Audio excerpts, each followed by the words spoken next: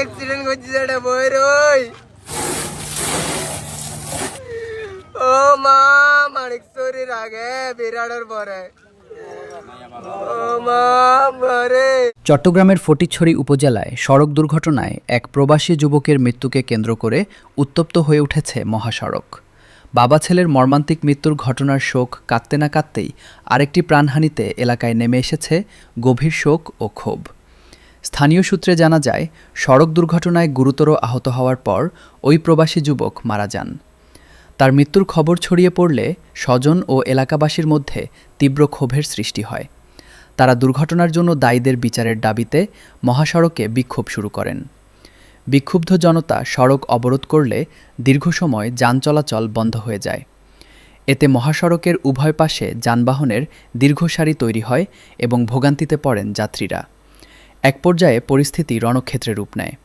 খবর পেয়ে পুলিশ ও প্রশাসনের ঊর্ধ্বতন কর্মকর্তারা ঘটনাস্থলে পৌঁছে পরিস্থিতি নিয়ন্ত্রণের চেষ্টা করেন। তারা বিক্ষোভকারীদের সঙ্গে কথা বলে শান্ত থাকার আহ্বান জানান এবং ঘটনার সুষ্ঠু তদন্তের আশ্বাস দেন।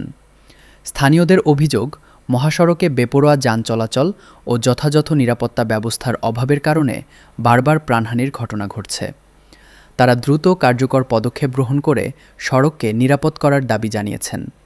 একের পর এক দুর্ঘটনায় প্রাণহানির ঘটনায় ফটিকছড়িবাসীর মধ্যে উদ্বেগ ও ক্ষোভ বাড়ছে। এলাকাবাসীর আশা, সংশ্লিষ্ট কর্তৃপক্ষ দ্রুত ব্যবস্থা নিয়ে ভবিষ্যতে এমন মর্মান্তিক ঘটনার পুনরাবৃত্তি রোধ করবে। এদিক থেকে 4টা মোটরসাইকেল একসাথে যাচ্ছে। মোটরসাইকেলের বাম পাশে একটা সিএনজি ছিল।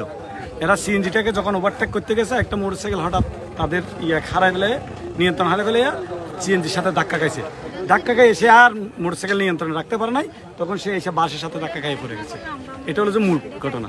এখানে বাসওয়ালার কোনো বিন্দু পরিমাণ কোনো। আমি অনুরোধ করব সড়ক ও জনপথ এবং আমাদের সরকারকে বিভিন্ন এই রাস্তাটা চট্টগ্রাম খাগড়াছড়ি মহাসড়ক, এই রাস্তাটার সাথে বাংলাদেশ সেনাবাহিনীর সাথে একটা সংযুক্তি আছে চট্টগ্রাম ক্যান্টনমেন্ট টু খাগড়াছড়ি পর্যন্ত।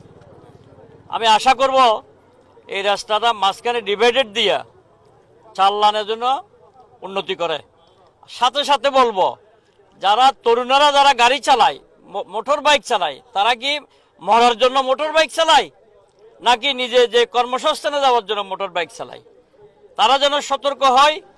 আর গাড়ির ড্রাইভার যারা আছে তারাও যদি সতর্ক হয়, জনসচেতনতা যদি ঠিক থাকে, তাহলে অবশ্যই অনেক দুর্ঘটনা কম। যেমন হাইওয়ে পুলিশ যদি সঠিকভাবে দায়িত্ব পালন করত, তাহলে দুর্ঘটনা তো অনেক কমে আসতো। আশা করব হাইওয়ে পুলিশ নাজিরহাটে আছে, তাদের প্রতি আমার অনুরোধ, তারা যেন তাদের দায়িত্বটা 100% পালন করে। তাদের করার টোটাল 10 জন ছিলাম। রবির গাড়িটা ছিলাম আমি। তো হঠাৎ একটা যে বাম পাশে ছিল, ডান পাশে কাটতে কাটতে হঠাৎ আমাদের বাইকের সাথে লেগে যায়।